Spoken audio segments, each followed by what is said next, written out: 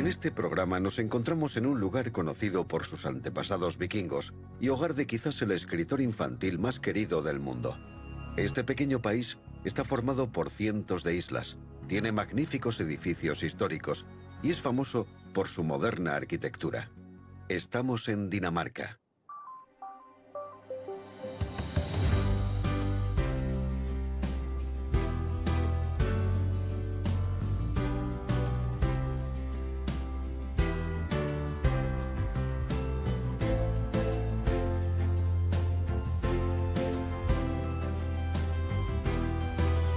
El mundo desde el aire. Dinamarca desde el aire. Siendo un país pequeño en tamaño y población, Dinamarca ha jugado un papel notable en la historia europea, desde el saqueo, el comercio y la colonización de los vikingos hasta la Edad Media, cuando Dinamarca dominó el noroeste de Europa. En siglos posteriores, los daneses crearon importantes alianzas comerciales, apoyándose en su gran flota mercante. Hoy en día Dinamarca se encuentra en la cima de las encuestas mundiales sobre calidad de vida y felicidad.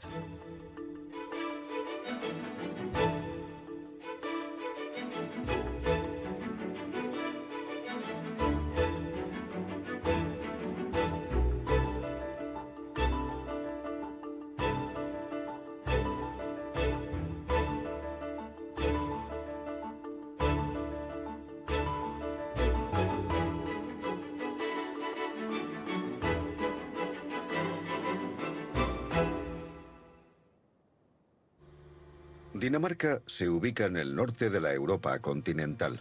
Es el más meridional de los países escandinavos y actúa como puente entre estos y el resto del continente.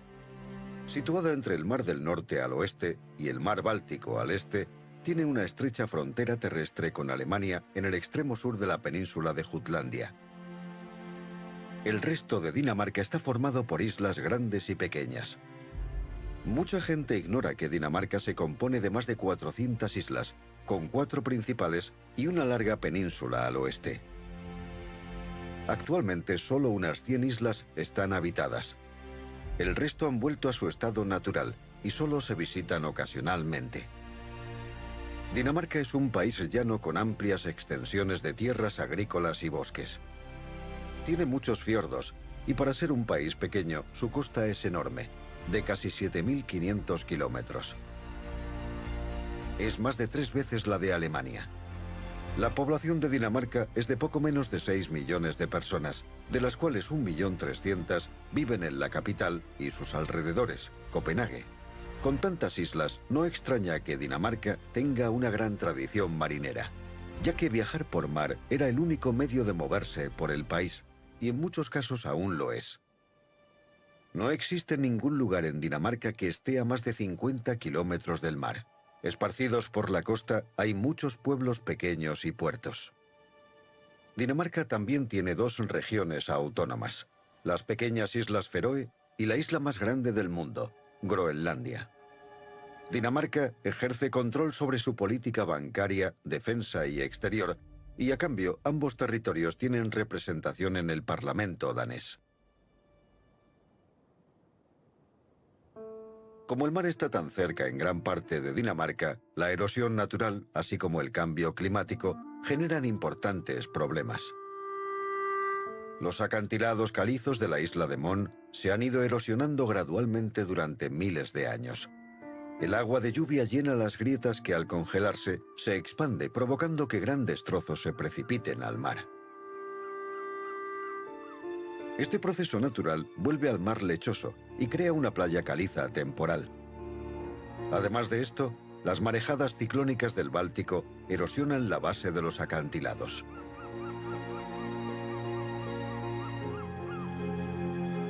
En zonas bajas, estas marejadas han causado grandes inundaciones con pérdidas de vidas y la devastación de tierras de cultivo.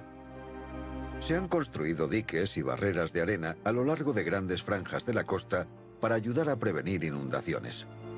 El aumento del nivel del mar agrava el problema, y en un futuro no muy lejano, ciudades como Copenhague podrían verse inundadas, debido a que los fuertes vientos del este empujan el mar Báltico contra la costa danesa.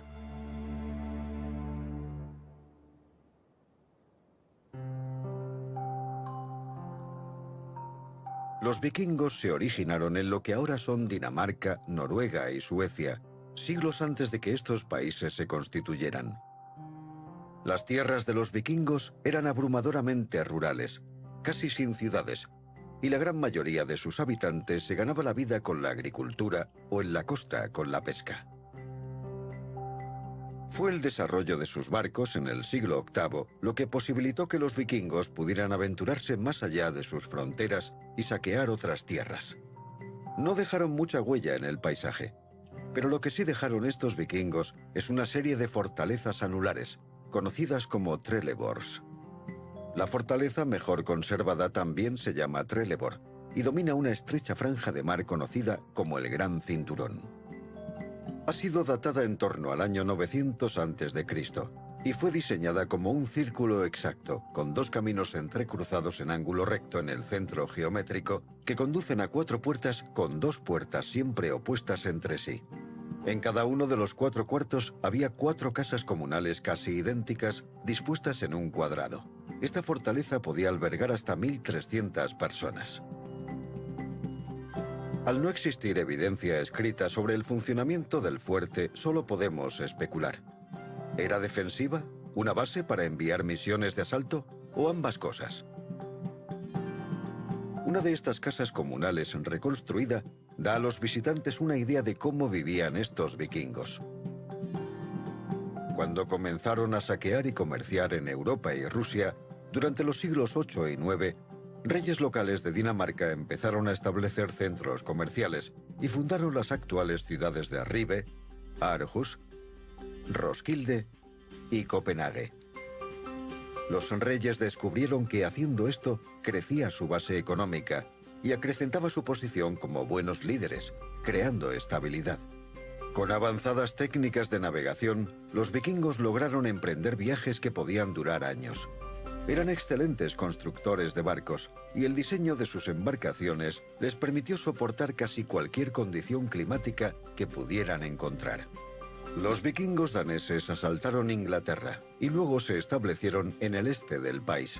Navegaron hacia el sur a lo largo de la costa francesa y alrededor de la península ibérica hacia el mar Mediterráneo y la costa norteafricana. Ahora, los visitantes pueden tener su propia experiencia vikinga en el Museo Nacional de Barcos de Roskilde. En la sala de exposiciones se pueden apreciar 5 embarcaciones Drakkar originales que se encontraron en una excavación en los fiordos en la década de 1960. El museo tiene una larga tradición en la construcción y restauración de barcos vikingos y ahora posee una colección de más de 40 embarcaciones. Los nuevos barcos se construyen utilizando métodos originales como parte de un proceso de aprendizaje arqueológico experimental. Cada verano se lanzan un puñado de barcos para viajes marítimos prolongados para recopilar más conocimientos sobre la vida en el mar de los vikingos.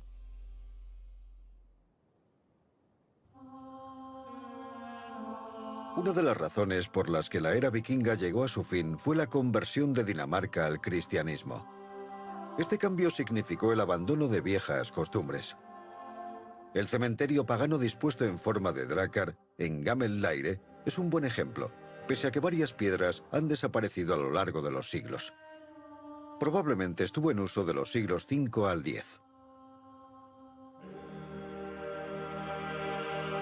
En la historia de Dinamarca, la pequeña ciudad de Jelling es de enorme importancia, porque fue aquí, hace más de 1000 años, donde el rey Gorm el Viejo, el primer rey de Dinamarca, fue enterrado, y su hijo, el rey Harald, Diente Azul, convirtió el país al cristianismo.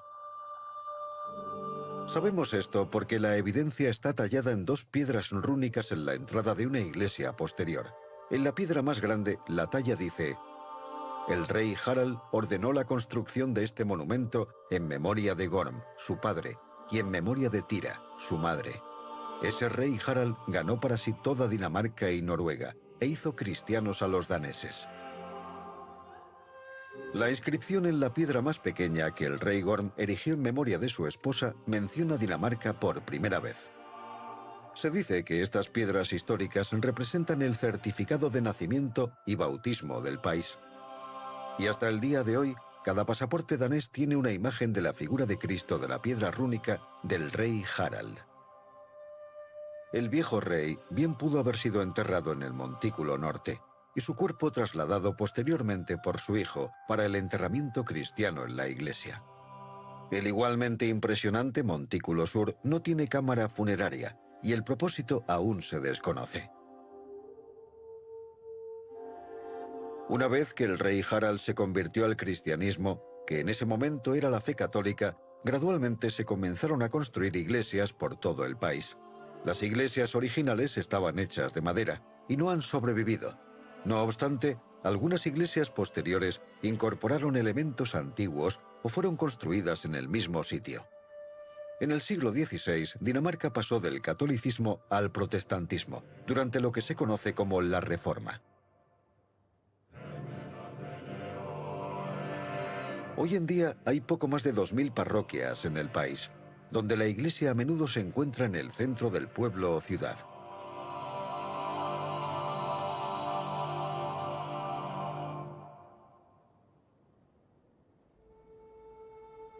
La monarquía danesa tiene más de 1200 años, y la actual reina, Margarita II, es descendiente directa del rey Gorm el Viejo. Ha habido 57 monarcas desde el siglo X. 55 han sido reyes, muchos con nombres atractivos como Harald el Suave y Eric el Memorable.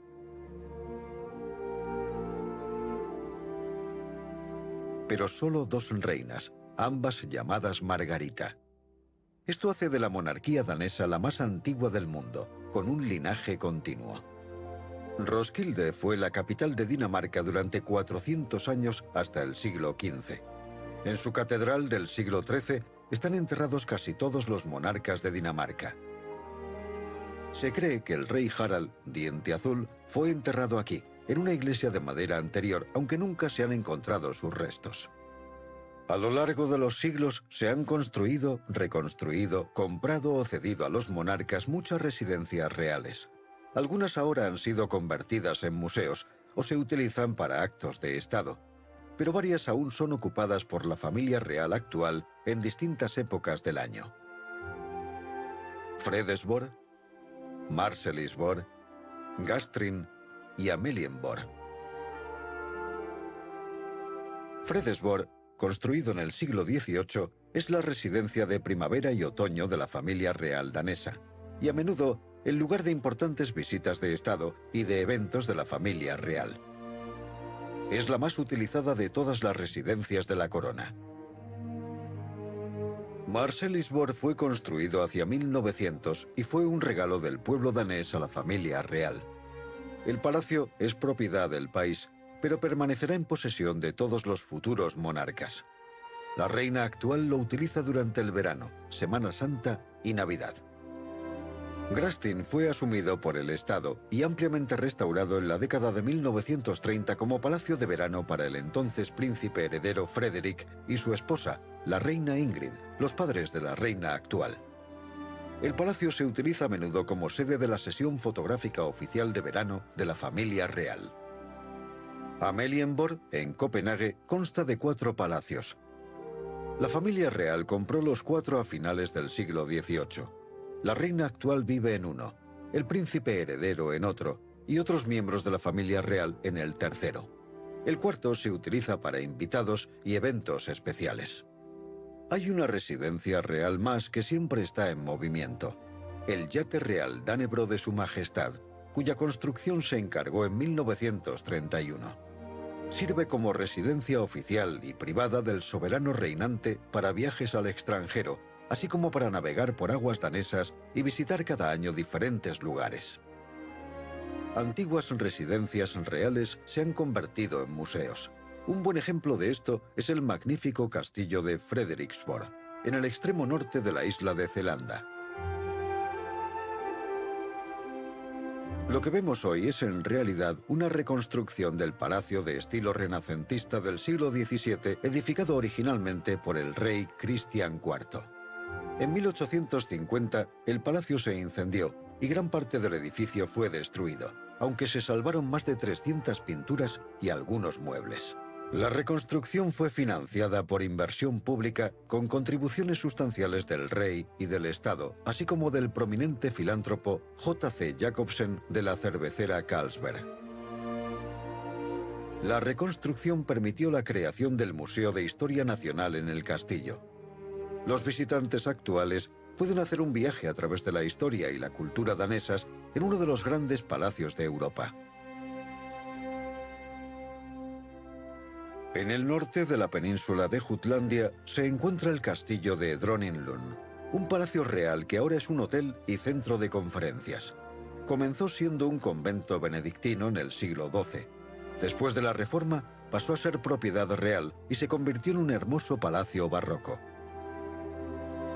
En 1690 se convirtió en el hogar de la esposa del rey Cristian V, Carlota Amalia. Tras su muerte, la casa dejó de ser propiedad real y pasó por muchos dueños hasta el siglo XXI, cuando se convirtió en hotel.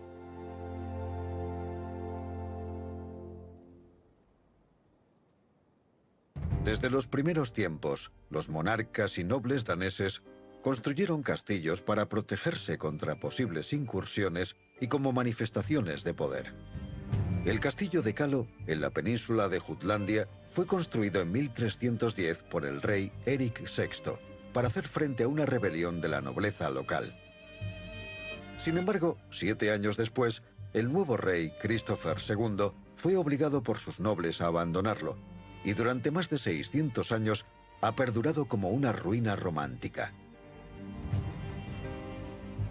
Al castillo de Spottrup, también en Jutlandia, le ha ido bastante mejor. Fue construido en la década de 1520 con una alta muralla y un foso doble como medida de protección contra el fuego de los cañones. En pocas décadas, el castillo perdió su importancia estratégica y permaneció deshabitado durante siglos, ya que los sucesivos propietarios no acometieron reparaciones. Esto significó que se mantuvo sin cambios como un gran ejemplo de un castillo medieval tardío.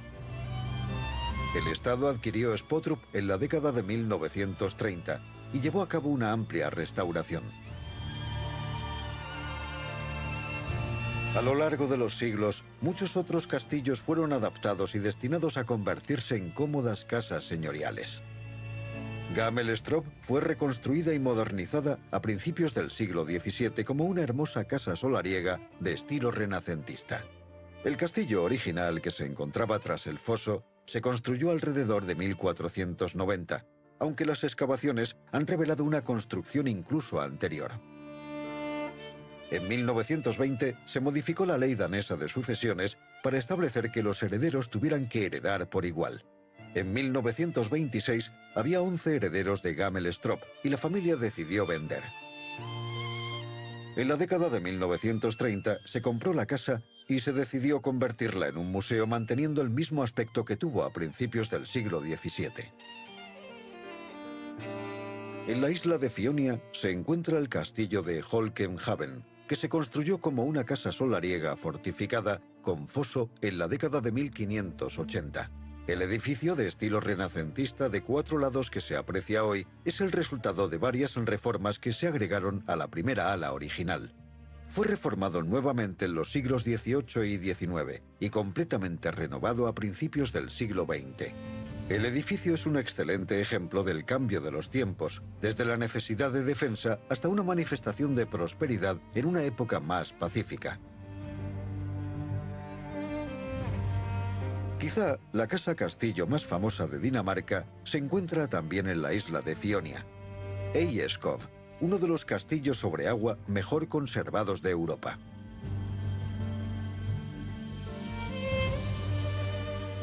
Era un edificio casi imposible de reconstruir debido a su ubicación. El castillo principal fue construido a mediados del siglo XVI sobre una cimentación de pilotes de roble y, según la leyenda, se necesitó todo un bosque de robles. El edificio, que parece tan idílico a los visitantes actuales, fue construido originalmente para defensa. Lo forman 2 largas casas comunales conectadas por una gruesa pared doble, de modo que la primera casa podría ser abandonada para continuar la lucha desde la segunda. El único acceso es a través del puente levadizo original. A finales del siglo XIX se restauró Ejeskov.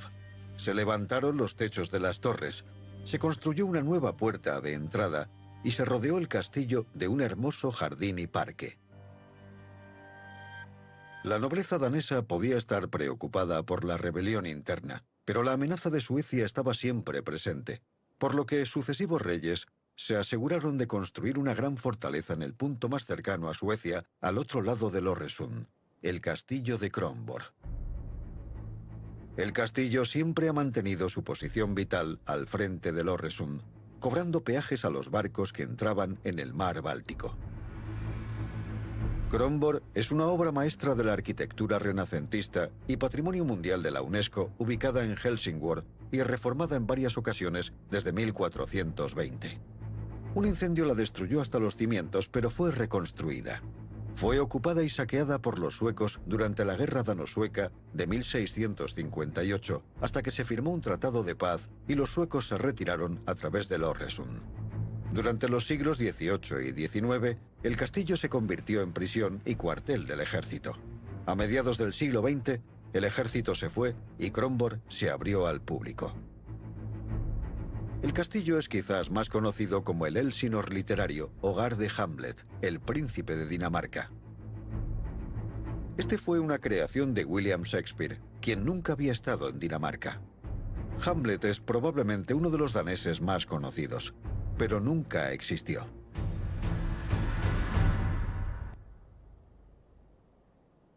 En 1630, las fortalezas de Dinamarca se extendieron hacia la mitad inferior de Suecia y hacia lo que ahora es Alemania.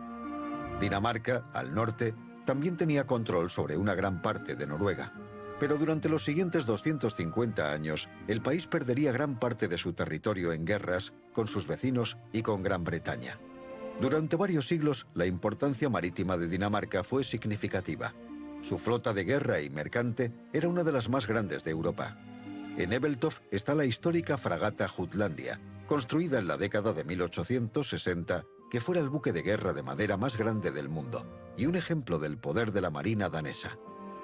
Sin embargo, irónicamente, fue este poder el que causó más problemas a Dinamarca.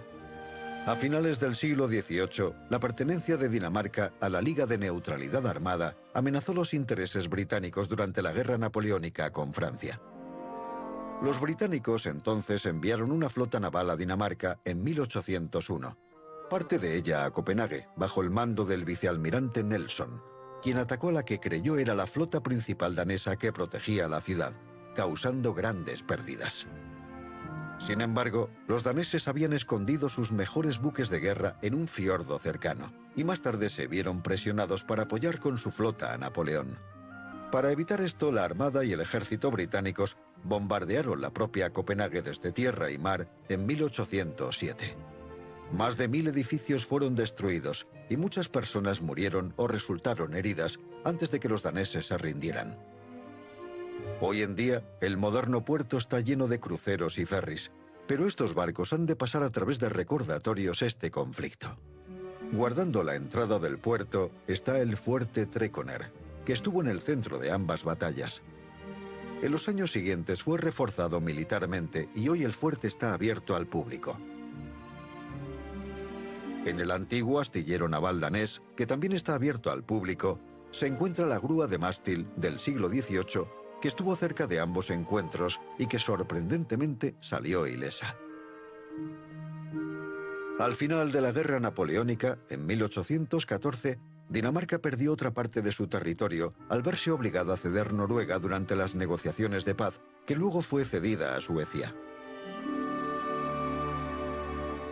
Pero quizás el desastre que mayor estrago causó en tierras y vidas se produjo en la devastadora batalla final de Diboll, en 1864, durante la Segunda Guerra de Slesvig contra Alemania y Prusia, al reclamar Dinamarca las regiones de Slesvig y Holstein.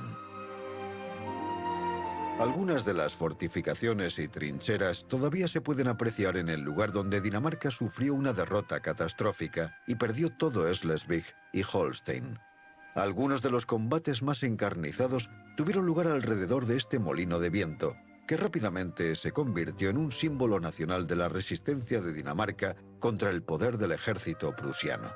Como resultado de esta pérdida de tierras, el Palacio de Glücksborg danés se encontró repentinamente en tierras de la nueva Alemania unificada.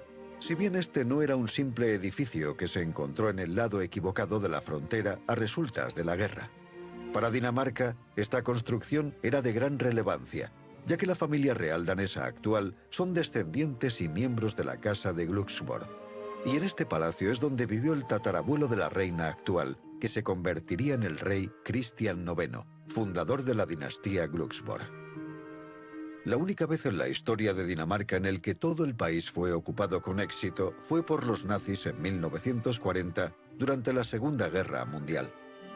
Tan pronto como entró el ejército alemán, comenzaron la construcción de más de 20 aeródromos, entre ellos Aalborg, en Jutlandia, para hidroaviones alemanes, y la ampliación y mejora de otros, como el principal aeropuerto de Copenhague, Kastrup, donde construyeron nuevas pistas. Todo se iba a utilizar como plataforma para la invasión de Noruega. Los alemanes también construyeron búnkeres artilleros de hormigón a lo largo de la costa oeste, que continuaron el muro atlántico de Hitler, que eventualmente se extendería desde el suroeste de Francia hasta el norte de Noruega. Como país pequeño, los daneses poco podían hacer para combatir los días oscuros de la ocupación alemana, pero una cosa que sí podían hacer era seguir siendo patriotas. El Funen Village, de edificios históricos, se estableció como un proyecto de obras públicas en 1942 para crear empleo. El sentir por la cultura danesa del museo proporcionó el escenario perfecto para festivales de canciones patrióticas. Entre los primeros invitados se encontraba el rey danés Cristian X. En 2 meses, los daneses realizaban manifestaciones coordinadas en todo el país, con una sexta parte de la población total cantando todos a una. La gran ventaja de cantar en danés era que los alemanes no podían entender la letra de las canciones.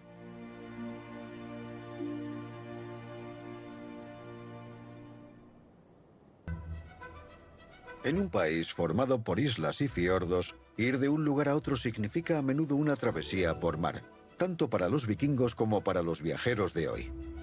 Fue en 1740 cuando el rey aprobó el primer ferry interno oficial por cables para atravesar el río de medio kilómetro de ancho. Con la llegada de los transbordadores impulsados por máquinas, su número aumentó drásticamente. Hoy en día, más de 20 compañías de transbordadores operan alrededor de 40 servicios, lo que ahorra horas de viaje a muchas personas y brinda un verdadero salvavidas para las comunidades de las islas más pequeñas. En 1903 comenzaron los servicios de ferry entre Alemania y Dinamarca. En aquellos días también era un enlace ferroviario. Los vagones del tren iban a bordo del ferry. La primera ruta fue entre Gedser y Warnemünde en Alemania. En la década de 1950, los transbordadores comenzaron a transportar automóviles, dado que más gente podía tener un coche. Después de la Segunda Guerra Mundial, esta ruta de ferry conectaba con la Alemania Oriental comunista, por lo que en la década de 1960 se estableció una nueva ruta de Rotbyhavn a Puttgarden, en Alemania Occidental. Esta es una de las rutas de ferry más populares para pasajeros y mercancías. Durante los meses de verano se transportan más de 1 millón de vehículos y casi 3 millones de pasajeros. La ruta es tan importante que opera las 24 horas del día, los 365 días del año. Durante la agitación militar, política y económica de la primera mitad del siglo XIX, muchos daneses quedaron conmocionados por los efectos de la guerra. Se centraron más en ellos y pasaron de la destrucción a la creación. Y Dinamarca entró, en todos los aspectos de su cultura, en lo que ahora se conoce como la Edad de Oro. Quizás la persona más conocida de este periodo nació en Odense en 1805, en esta pequeña casa de campo. Hans Christian Andersen. Su fama como escritor perdura hasta nuestros días. Los cuentos de Andersen son tan conocidos en todo el mundo que innumerables visitantes vienen a Dinamarca para ver dónde nació y recorrer el museo dedicado a su vida y obra. Sus libros se han traducido a más de 125 idiomas. Entre sus historias más famosas se encuentran La Reina de las Nieves, La Princesa y el Guisante y quizás la más conocida de todas, La Sirenita. Y es al puerto de Copenhague donde miles de visitantes cada año acuden a ver, encaramada al borde del agua, la pequeña estatua de bronce de la Sirenita que se inauguró en 1913. La sirena se ha convertido en una estatua icónica que simboliza la ciudad de Copenhague. Sin embargo, lo que el visitante ve hoy es solo una copia. El original ahora se guarda a buen recaudo en un lugar no revelado, ya que ha sido repetidamente objeto de vandalismo. Copenhague fue el centro de esta edad de oro de las artes. En el Teatro Real, August Bonderville componía ballets, como la sílfide que se interpretaría en todo el mundo durante el siglo siguiente. También fue notable el escultor Bertel Thorvaldsen, quien alcanzó fama internacional por su trabajo y tuvo un museo dedicado a él aún en vida. Fue durante este periodo que la ciudad vio nacer a uno de los filósofos más grandes del mundo, Søren Kierkegaard, considerado como el primer filósofo existencialista.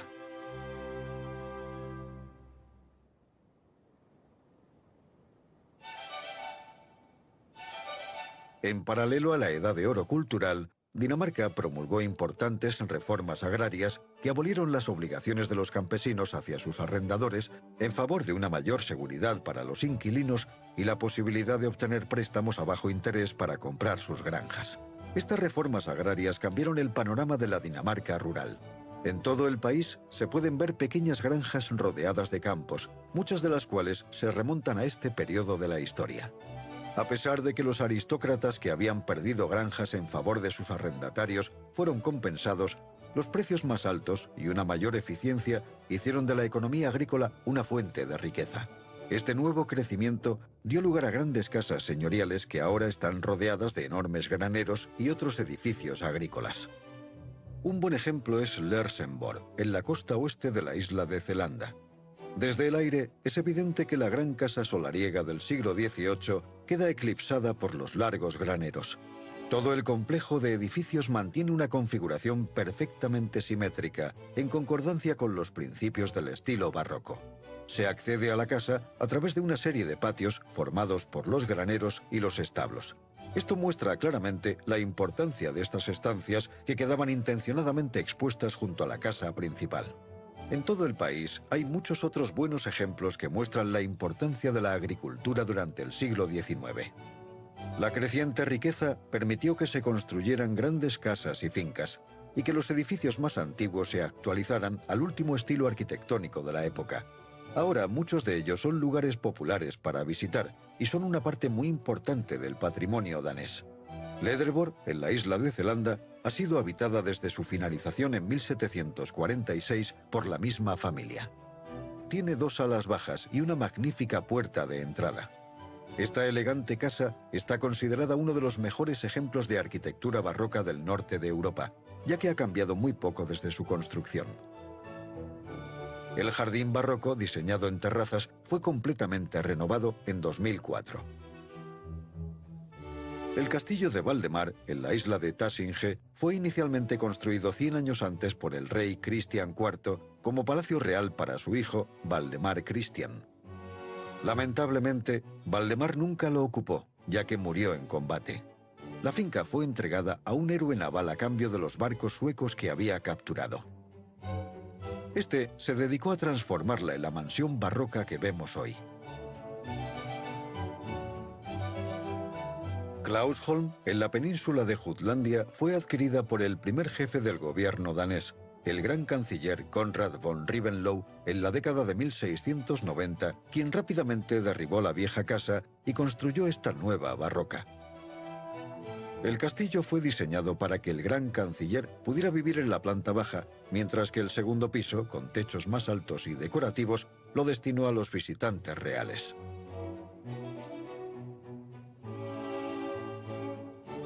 Liseland, en la isla de Mon, es un raro paisaje romántico de la era del naturalismo. En la década de 1780, Antoine de la Calmette compró 6 hectáreas de bosque por encima de los acantilados. Construyó un camino, creó un pequeño lago y edificó una pintoresca cabaña con techo de paja para su esposa Lisa. También construyó otros edificios de este tipo, añadiendo uno para invitados. Aquí los Calmet pudieron alejarse de la vida formal de la ciudad y disfrutar de una forma más sencilla de vivir con familiares y amigos, entre los que se encontraban Hans Christian Andersen y el escultor Bertel Thorvaldsen. En 1847, la era del ferrocarril llegó a Dinamarca, y en los primeros 50 años ya se habían construido vías en todo el país que permitieron visitar partes de Dinamarca que anteriormente habían estado aisladas. Uno de esos lugares era Skagen, justo en la punta de la península de Jutlandia. Cada año, alrededor de 2 millones de personas visitan este remoto pueblo de pescadores, ya que el sol brilla más aquí que en cualquier otro lugar de Dinamarca, y nunca llueve por mucho tiempo. Sin embargo, incluso antes de que el ferrocarril trajera esta afluencia de visitantes a finales del siglo XIX, un pequeño grupo de artistas llevaban más de 20 años instalados en la península. Más adelante se les conocería como los pintores de Skagen. Fue la calidad de la luz lo que los atrajo, donde los vastos cielos y el mar parecían fundirse. Algunos de los artistas se harían muy conocidos, como P.S. Krøyer y Anna y Michael Anker. Además de pintar la vida local, se pintaron unos a otros, paseando por la playa con ropa de verano u organizando almuerzos. Rompieron con las rígidas tradiciones de las academias de arte danesas y siguieron la ruta impresionista que habían experimentado en París. Uno de los lugares más populares para visitar en Skagen es la punta de la península donde se encuentran los mares de Skagerrak y Kattegat. Debido a sus diferentes densidades, se puede apreciar una clara línea divisoria entre ambos mares, por lo que es posible tener los pies en dos mares diferentes al mismo tiempo. Copenhague es una de las grandes ciudades de Europa y a menudo es elegida como uno de los mejores lugares para visitar. Presenta una mezcla de arquitectura antigua y moderna, con edificios históricos que abarcan 4 siglos de construcción. La ciudad vieja se compone de calles estrechas, amplios bulevares, canales y parques. Y aunque Copenhague es una ciudad, sigue siendo lo bastante pequeña como para ir a pie a todas partes.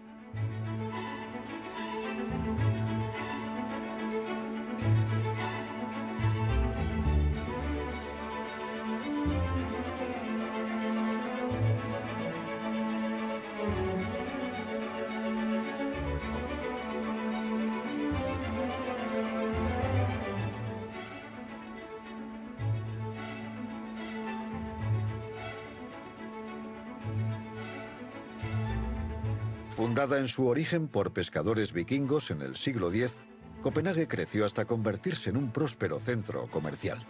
El nombre de la ciudad se traduce aproximadamente como puerto comercial. Se convirtió en la capital de Dinamarca a principios del siglo XV y pronto consolidó su posición como centro de poder regional. Durante el Renacimiento, la ciudad sirvió como autoridad durante la unión con Noruega y Suecia, que duró 120 años. Después de 2 devastadores incendios en el siglo XVIII, Copenhague pasó por un periodo de remodelación. Pero otro desastre siguió a principios del siglo XIX, cuando la ciudad fue bombardeada e incendiada por los británicos. Esto dejó a Copenhague con muy pocos edificios antiguos. En consecuencia, una nueva ciudad neoclásica surgió de las cenizas para convertirse en lo que vemos hoy. El centro de la ciudad se encuentra dentro de las antiguas fortificaciones, aunque en el siglo XVIII el foso defensivo occidental y los bastiones se reconvirtieron en una serie de lagos.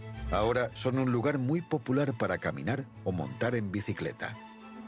Copenhague está llena de edificios históricos con muchos museos y galerías importantes. También es una ciudad de arquitectura moderna, incluyendo el SAS Hotel de Arne Jacobson, que puede parecer nuevo ahora, pero fue construido en la década de 1950, una auténtica arquitectura vanguardista para aquellos años. El hotel ofrece maravillosas vistas a una de las atracciones más populares de la ciudad, los Jardines de Tivoli. Inaugurado en 1843, Tivoli es uno de los parques temáticos más visitados de Europa y atrae a cerca de 5 millones de visitantes. Tiene una sala de conciertos, teatro, restaurantes, cafés, jardines y, por supuesto, atracciones de feria. Cerca de Tívoli se encuentra el Ayuntamiento de Copenhague, terminado en 1905 e inspirado en el ayuntamiento del siglo XIV de la ciudad italiana de Siena. A la salida de la plaza del ayuntamiento se encuentra la llamada calle peatonal. Peatonalizada en 1962, esta calle marcó un cambio en la visión de la vida urbana que Copenhague estaba tomando, ya que la ciudad puso un énfasis mucho mayor en el acceso de peatones y bicicletas a expensas de los automóviles. Desde entonces, esta visión se ha vuelto un referente internacional. La calle peatonal es una popular atracción turística y una de las calles comerciales peatonales más largas de Europa. Una de las mejores vistas de esta parte de la ciudad se puede disfrutar desde la Torre Redonda, construida como observatorio astronómico por el rey Cristian IV en 1642. El rey Cristian también construyó el castillo de Rosenborg, que se libró de los incendios y bombardeos de las batallas de Copenhague. Fue construido en estilo renacentista holandés, que era típico de los edificios daneses durante ese periodo. Hoy es un museo que alberga las colecciones reales desde el siglo XVI al XIX. Con un estilo de fortificación similar, el rey Cristian IV inició la construcción de la ciudadela en forma de pentágono, una de las fortalezas mejor conservadas del norte de Europa. La isla del castillo fue una vez una serie de pequeños islotes que a lo largo de los siglos se convertirían en la Isla del Poder. Está dominado por el vasto palacio de Christiansborg, que alberga el Parlamento danés, el Tribunal Supremo de Dinamarca, la oficina del primer ministro y las salas de Estado de la reina.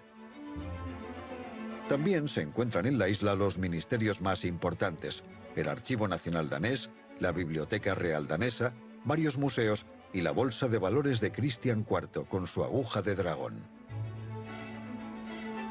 Aquí también se encuentra la nueva Biblioteca Real danesa terminada en 1999, conocida como el Diamante Negro, debido a su granito negro pulido. Este es el primero de una serie de edificios culturales a gran escala que bordean el frente marítimo de Copenhague. Dominando el puerto se encuentra el más moderno teatro de ópera del mundo. También es uno de los más caros, con un coste superior a los 500 millones de dólares.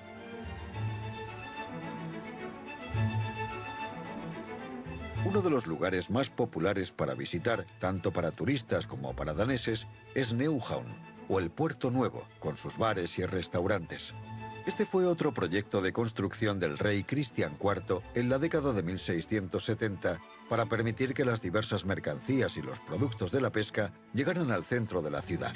También es un punto de partida para los barcos turísticos que cruzan el puerto hacia Christianshavn, construido como parte de la fortificación de Copenhague por Cristian IV. Está construida al estilo holandés con canales. La mejor vista de Christianshavn y de toda la ciudad es desde la aguja de la iglesia de nuestro Salvador. Para aquellos que les gusten las alturas, pueden subir a lo más alto y disfrutar de una de las mayores hazañas de ingeniería de Dinamarca, el Puente Øresund.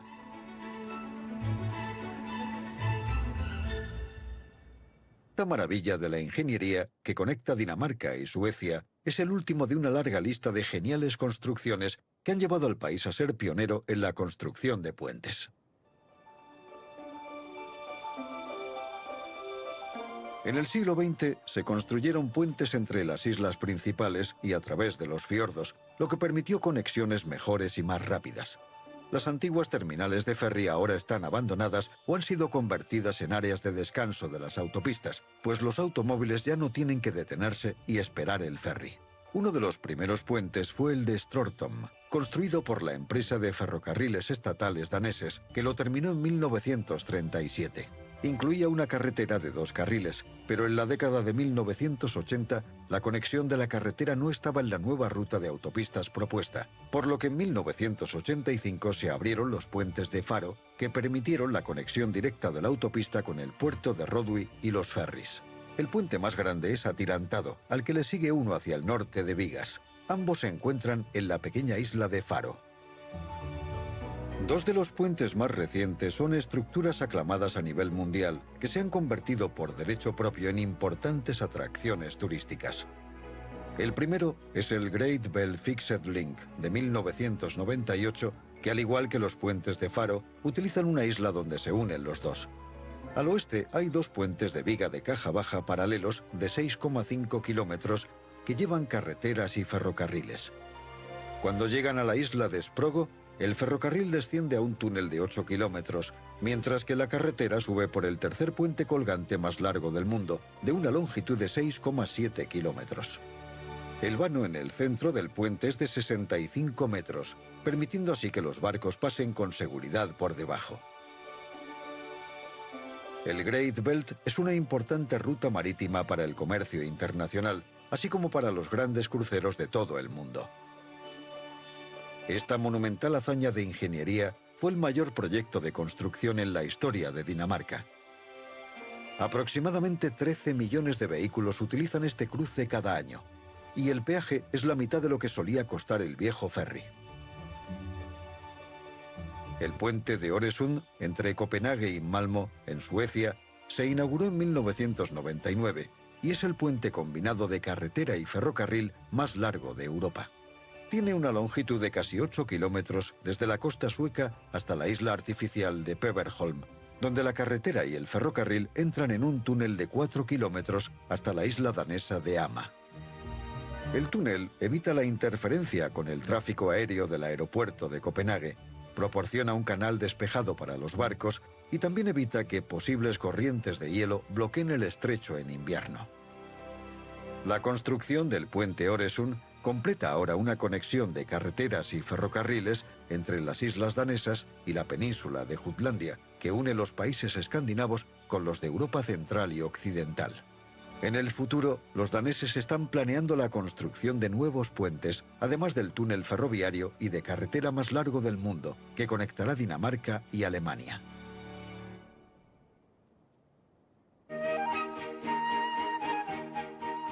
¿Y qué hacen los daneses cuando no trabajan?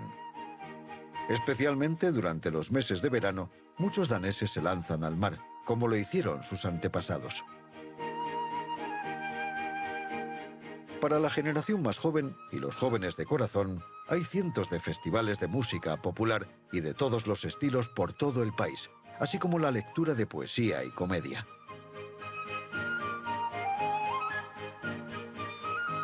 Mucha gente va a sus casas de verano, esparcidas por todo el país, pero en su mayoría cerca de playas vírgenes de arena blanca y brillante. Disfrutar de una casa de verano es una muy típica forma de vida para todos los daneses, no solo para la clase alta. Las casas están construidas principalmente de madera y a menudo están rodeadas de árboles. Muchas familias, incluso con ingresos modestos, pueden permitirse una casa pequeña, cerca de la playa y en un entorno natural. Es un lugar perfecto para relajarse y disfrutar de la vida familiar. Una de las atracciones más populares de Dinamarca es Legoland, que abrió sus puertas en 1968 y desde entonces se ha ido actualizando con los años. Más de 2 millones de personas de todo el mundo vienen a visitarla cada año. Prácticamente todo el mundo ha oído hablar de este pequeño gran ladrillo. Fue inventado en Dinamarca en la década de 1950 y se ha mantenido sin cambios desde entonces, por lo que un ladrillo hecho en el siglo pasado aún encajaría perfectamente con uno hecho ayer. En la actualidad se fabrican alrededor de 19.000 millones de piezas de Lego cada año, y se estima que hay 62 ladrillos de Lego por cada persona en la Tierra.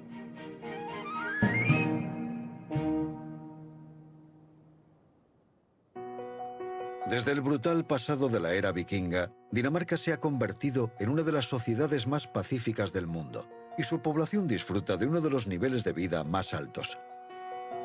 En los últimos años ha sido elegido como el mejor lugar para vivir y trabajar.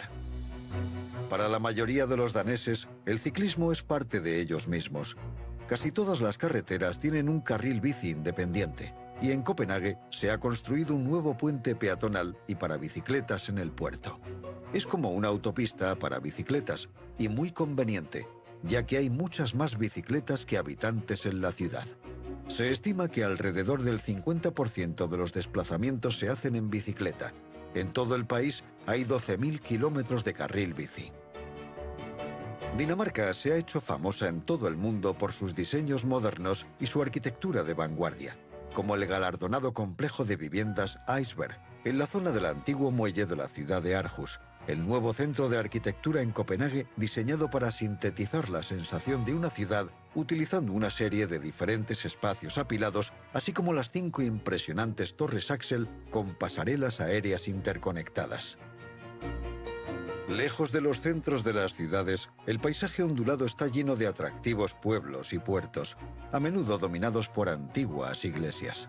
Los antiguos edificios históricos se mezclan alegremente con sus equivalentes modernos. Sin embargo, los daneses también se preocupan por los edificios más comunes del pasado, y las cabañas con techo de paja en buen estado todavía abundan en todo el país. Muchas históricas casas señoriales han sido remodeladas en hoteles en el campo, preservando la integridad de los edificios originales. Los daneses son progresistas y ecológicos, y cerca del 50% de su energía proviene de la energía eólica. De hecho, Dinamarca tiene una parte sustancial de la industria de toda la energía eólica mundial. Sobre todo, los daneses enarbolan su bandera nacional con orgullo. Es la bandera más antigua del mundo, que según la leyenda cayó del cielo durante una batalla en el siglo XIII. Se dice que su aparición condujo a la victoria danesa. Hoy, la bandera se puede ver ondeando por todo el país, celebrando cumpleaños, aniversarios y festivales. Aquí ondea con orgullo en uno de los castillos más grandes de Europa, Kronborg, construido para proteger el reino de Dinamarca. Ha sido testigo de muchos grandes cambios en la suerte del país y sin duda presenciará muchos más en los siglos venideros.